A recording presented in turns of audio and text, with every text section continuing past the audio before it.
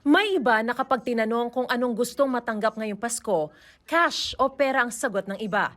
Kaya saktong-sakto raw ang ipinasilip ng Bangko Sentral ng Pilipinas ng mga bagong pera. Ipinresenta kanina ng BSP kay Pangulong Bongbong Marcos ang polymer bank notes ng 500 piso, 100 piso at 50 piso.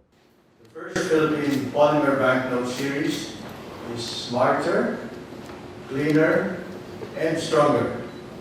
Smarter because they have advanced anti-counterfeiting features and a smaller carbon footprint.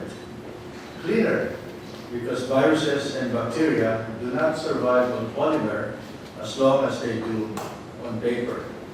And stronger because they last longer than their paper counterparts. Cash, which passes through countless hands every day, can carry germs, bacteria, and even viruses. And if they do get dirty, you can easily wipe them off with a damp cloth without any damage to the banknote whatsoever. Another key advantage is security. Their advanced security features make it more difficult to replicate.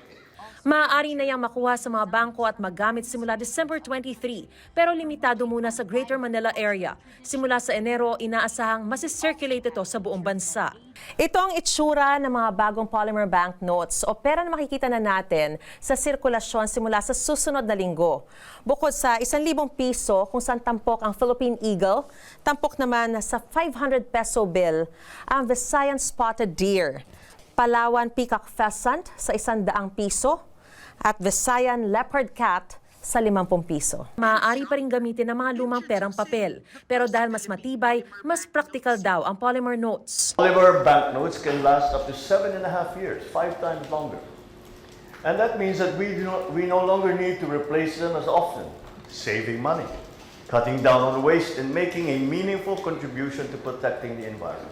Pwedeng ito, Pep. Bawal planchahin. Opo, plastic po ito, so talagang masisira po.